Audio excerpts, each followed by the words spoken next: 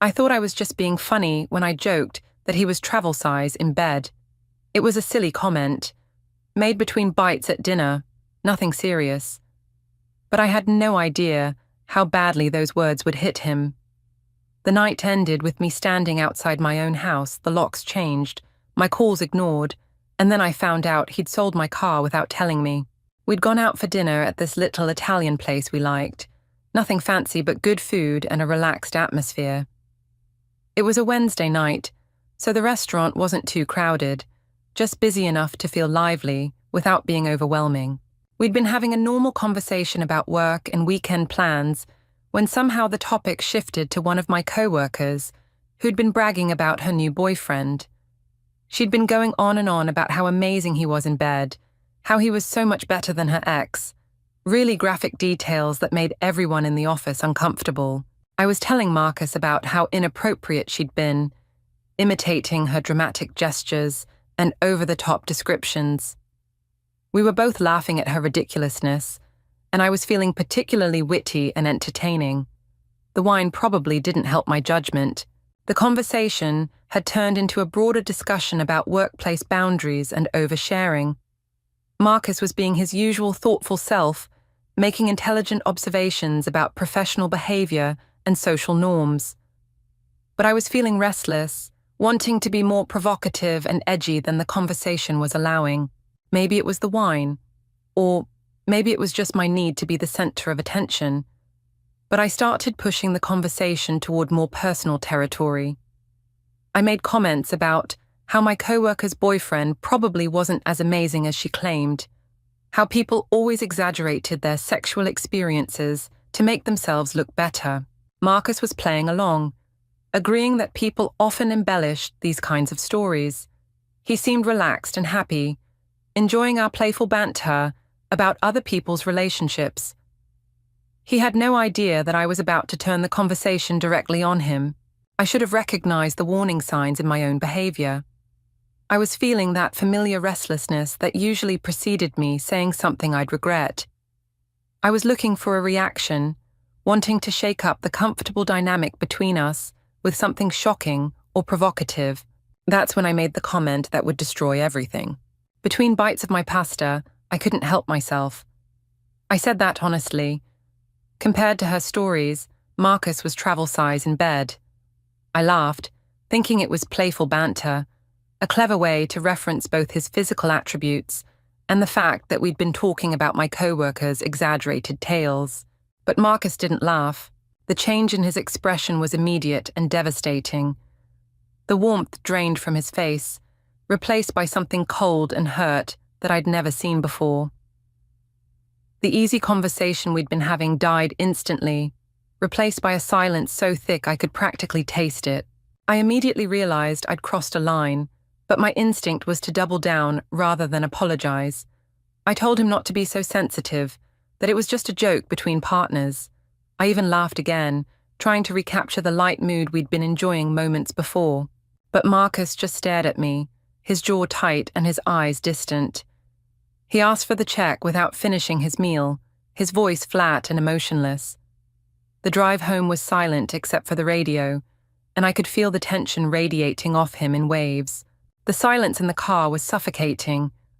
I kept glancing at Marcus, hoping to see some sign that he was starting to get over it, but his profile remained rigid and cold. His hands gripped the steering wheel with unnecessary force, and he stared straight ahead like I wasn't even there. I kept trying to break the ice, making small talk about the restaurant, or asking if he wanted to watch a movie when we got home. But he responded with single-word answers and didn't look at me once during the entire 20-minute drive. The restaurant had been only 10 minutes from our house, but Marcus took the long way home, adding an extra 10 minutes of excruciating silence to the journey.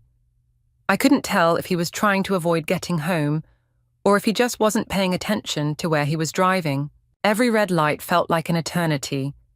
Every stop sign was another opportunity for me to try to restart the conversation, only to be met with that same cold silence. By the time we pulled into our driveway, I was starting to feel genuinely panicked about how badly I'd miscalculated the situation. When we got to the house, Marcus went straight to the bedroom and closed the door. I could hear him moving around in there, opening and closing drawers, but when I knocked and asked if he wanted to talk, he told me he needed space to think. I figured he was sulking and would get over it by morning. We'd had disagreements before, and while he could be moody sometimes, he'd never stayed angry for more than a day or two. Marcus wasn't the type to hold grudges or punish me with extended silent treatment, but this felt different. The door stayed closed all evening, and I could hear him on the phone with someone, speaking in low tones that I couldn't make out. When I pressed my ear to the door, trying to figure out who he was talking to, I caught fragments of conversation that didn't make sense. Something about keys and paperwork and appointments. We'd been together for 3 years, not perfect, but stable. I thought I knew him. I was wrong. Marcus and I had what I considered a solid relationship built on honesty and being able to joke around with each other. We lived together in his house, which he'd bought before we started dating. My name wasn't on the deed, but I'd been paying half the mortgage and utilities for 2 years, so I felt like it was our home, not just his. I'd always been the type of person who says what's on her mind. My friends called it refreshing honesty, but looking back, maybe it was just tactlessness disguised as authenticity. I prided myself on being direct, on not playing games or dancing around sensitive topics like other women did. Marcus seemed to appreciate this about me, at least initially. He said he loved that I wasn't fake or manipulative, that I told him exactly what I was thinking instead of making him guess. But maybe what he actually loved was that I hadn't yet turned that brutal honesty on him in a way that really mattered. The physical side of our relationship had always been adequate. Marcus wasn't the most impressive man I'd ever been with in that department, but he made up for it in other ways. He was attentive, caring, and genuinely interested in my pleasure. We had a comfortable intimacy that worked for both of us, or so I thought. But I'd be lying if I said I didn't sometimes think about past relationships where the physical connection had been more intense, more overwhelming. Marcus was sweet and gentle, but he lacked the raw passion and physical presence that some of my previous partners had possessed. My ex before Marcus, Jake, had been completely different in that regard. He was confident, assertive, and definitely more generously endowed. Our physical relationship had been intense and passionate, even if everything else about him had been problematic. Jake was unreliable, selfish, and emotionally unavailable, but the chemistry between us had been undeniable. Sometimes, late at night, when Marcus was sleeping peacefully beside me, I'd find myself remembering what it felt like to be with someone who filled me completely, who made me feel small and overwhelmed in the best possible way. I'd quickly push those thoughts away, reminding myself that good sex wasn't everything, and that Marcus offered me stability and emotional security that Jake never could. But those memories lingered, creating a quiet dissatisfaction that I tried to ignore. I told myself that physical passion fades anyway, that what Marcus and I had was more mature and sustainable. I convinced myself that I was being shallow for even thinking about such things. It wasn't something I dwelled on or felt the need to address. Physical compatibility isn't just about size, and our relationship had so many other strengths that I figured the bedroom situation was. Until that night at Romano's, I spent the evening watching Netflix on the couch, expecting him to come out eventually so we could talk about what had happened. Every few minutes I'd pause the show and listen for sounds from the bedroom, hoping he was ready to discuss things like adults. But he never did. When I finally went to bed around midnight, he was already asleep, with his back turned to me, clearly not interested in any kind of conversation or reconciliation. The space between us in the bed felt like an ocean, and I lay awake for hours wondering if I should try to apologize or just give him more time to cool down. The next morning, I woke up to find Marcus already gone. His side of the bed was cold, which meant he'd left early, probably before dawn. There was no note, no text message, no indication of where he'd gone or when he'd be back. I checked the bathroom and found that his toothbrush was missing, along with his contact lens case and the expensive face wash he used every morning. His gym bag was gone from the closet, but most of his other belongings seemed untouched. It looked like he'd packed for a few days away, not a permanent departure. I assumed he'd gone to work early to avoid talking to me, which seemed like typical Marcus behavior when he was upset. He'd always been conflict avoidant, preferring to withdraw and process his feelings privately rather than have difficult conversations. But there were signs that morning that should have worried me more than they did. The house felt different somehow, like something fundamental had shifted overnight. There was a stillness to it that went beyond Marcus's absence, an emptiness that suggested something more permanent than a temporary sulk. I went about my normal morning routine, getting ready for work and expecting to find a text from him eventually. Maybe an apology for being dramatic, or at least an indication that he was ready to discuss what had happened like adults. I made coffee for 2 out of habit, then poured the extra cup down the sink when I realized he wasn't there to drink it. I ate breakfast alone at the kitchen table, where we usually shared the morning news, scrolling through my phone instead of talking about our plans for the day. The quiet was unsettling in ways I couldn't quite articulate. Marcus wasn't usually chatty in the mornings, but his presence had always been a comforting constant. Without him there, the house felt too big and too empty, like I was rattling around in someone else's life. But there were no messages. My texts to him went unread. My calls went straight to voicemail. By lunchtime, I was getting genuinely worried. This level of silence wasn't like Marcus, even when he was upset. I tried calling his office, but his assistant said he'd called in sick and wouldn't be available. When I asked if she knew when he'd be back, she seemed uncomfortable and said she didn't have any additional information. Something about her tone made me suspicious. Marcus rarely called in sick, and when he did, he usually told me about it first. The fact that he'd made this decision without any communication felt ominous in ways I was trying not to acknowledge. I decided to leave work early and go home to see if he was there, maybe sick or just needing space to cool down. The drive home felt longer than usual, and I found myself rehearsing what I'd say when I saw him.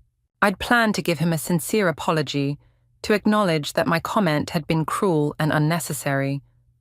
I'd tell him that I loved him and valued our relationship more than some stupid joke.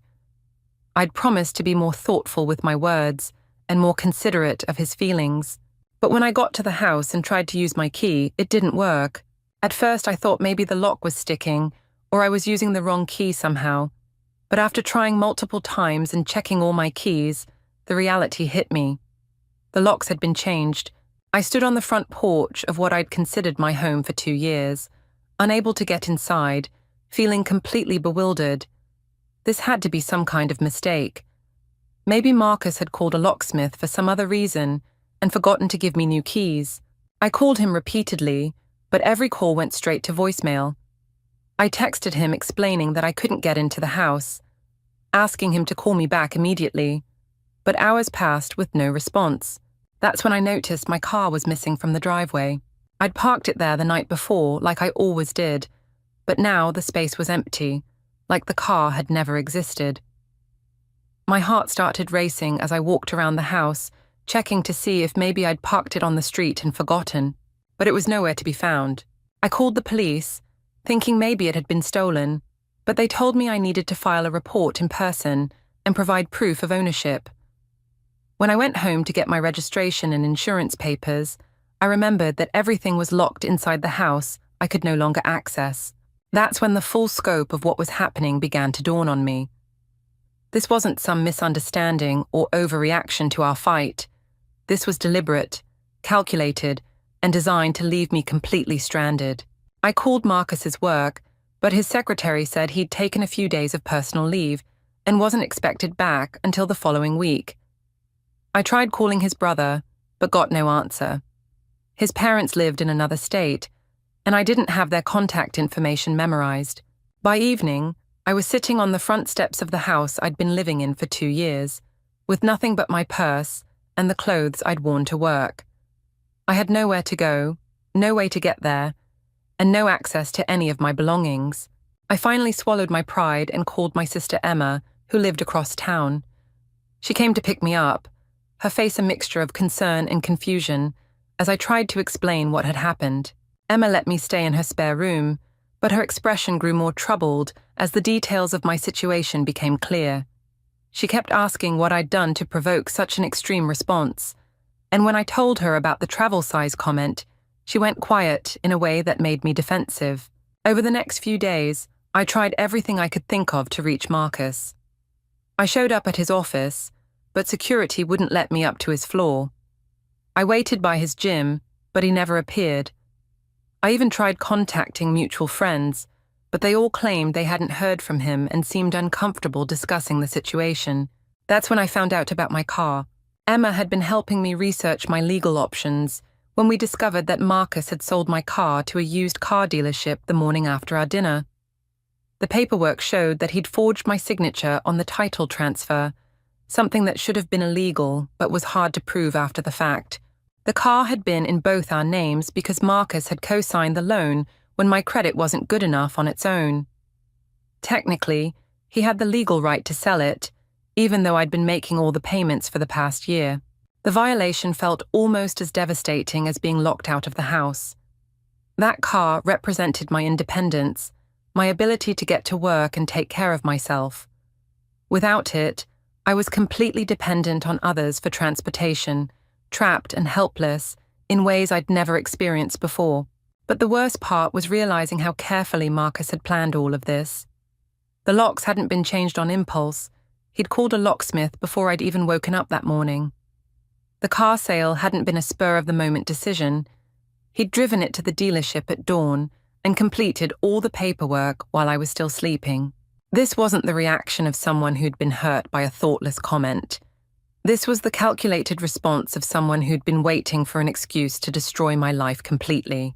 I started to understand that Marcus had probably been planning this for a while, maybe months. The travel size comment hadn't caused his reaction.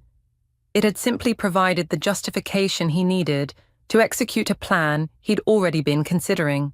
Maybe he'd been looking for a way out of our relationship and hadn't known how to end things cleanly. Maybe he'd been resentful about me living in his house without legal rights, or angry that I'd never committed to marriage despite our long relationship. Or maybe my comment had simply revealed something about his character that I'd never seen before, a capacity for cruelty that he'd kept hidden until the perfect moment to unleash it. Either way, I was left to deal with the consequences of one thoughtless joke that had apparently justified destroying every aspect of the life we'd built together. The legal situation was complicated and expensive. Because my name wasn't on the house deed, I had no legal right to be there, even though I'd been paying half the expenses. Because Marcus was on the car title, the sale was technically legal, even though it felt like theft. I could have hired a lawyer and tried to fight for compensation, but it would have cost thousands of dollars I didn't have, and there was no guarantee I'd win. Marcus had been careful to keep everything technically legal, even if it was morally reprehensible. My friends were sympathetic, but clearly uncomfortable with the situation. They didn't want to take sides, and several of them seemed to think I must have done something worse than I was admitting to provoke such an extreme response. The travel size comment became a source of shame, rather than the harmless joke I'd originally thought it was. When I tried to explain what had happened, people would get that look. The one that said they thought I'd brought this on myself with my big mouth and cruel sense of humor. Maybe they were right. Maybe I had been needlessly hurtful, attacking Marcus in his most vulnerable area just to get a laugh. Maybe my idea of honest communication was actually just cruelty disguised as authenticity. But even if my comment was wrong, his response was disproportionate and devastating. He'd taken a moment of thoughtlessness and used it to justify destroying my housing, transportation, and sense of security all at once. I spent 3 weeks at Emma's place, sleeping on her couch and borrowing her car to get to work. Every day, I hoped Marcus would contact me, that we could have some kind of adult conversation about what had happened and figure out a way forward.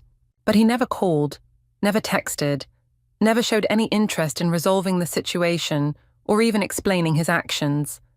It was like I'd been erased from his life as completely as if our 3-year relationship had never existed. Eventually, I had to accept that this was permanent. Marcus wasn't coming back, wasn't going to explain himself, wasn't going to help me recover from the devastation he'd caused. I was on my own, starting over from nothing because of one stupid joke. I found a tiny studio apartment I could barely afford and bought a used car with money borrowed from Emma. My new life was a significant downgrade from what I'd had with Marcus, but at least it was mine. No one could lock me out or sell my belongings without warning. But the experience changed me in ways I'm still processing. I became more careful with my words, more aware of how much damage a thoughtless comment could cause. I also became more guarded in relationships, less willing to trust someone completely or give them the power to destroy my life. The worst part was that I never got closure. I never understood if Marcus had been planning this for months, or if my comment had genuinely triggered such an extreme reaction. I never learned whether he felt guilty about what he'd done, or if he thought I'd deserved every bit of it. All I knew was that one moment of poor judgment had cost me my home, my car, my relationship, and my sense of security. A two-word joke, travel size, had unraveled 3 years of shared life in less than 24 hours. Looking back, I can see that our relationship probably had deeper problems that I hadn't recognized or addressed. Maybe Marcus had been unhappy for a long time and was looking for an excuse to end things dramatically. Maybe my pattern of thoughtless comments had been building resentment that finally exploded. But even if our relationship was doomed, his method of ending it was cruel and destructive in ways that went far beyond what my comment had deserved. He could have broken up with me, asked me to move out, even ended things angrily, but leaving me homeless and carless without warning was vindictive in ways that still take my breath away. 6 months later, I'm still rebuilding my life from the wreckage of that night at Romano's. I have a small apartment, a reliable used car, and a job that pays enough to cover my basic expenses. It's not the comfortable life I had with Marcus, but it's stable and entirely my own. I learned that my safety and security should never be dependent on someone else's goodwill. I learned that words have power and consequences that can't always be taken back. And I learned that sometimes people you think you know completely can surprise you in the most devastating ways possible. But mostly I learned that a single moment of thoughtlessness can destroy everything you've built, everything you thought was solid, everything you believed you could count on. And all because I thought it was funny to call him travel size. Now, I'm the one locked out, left wondering how I let my mouth get me here. The joke was on me, and the punchline was my entire life falling apart.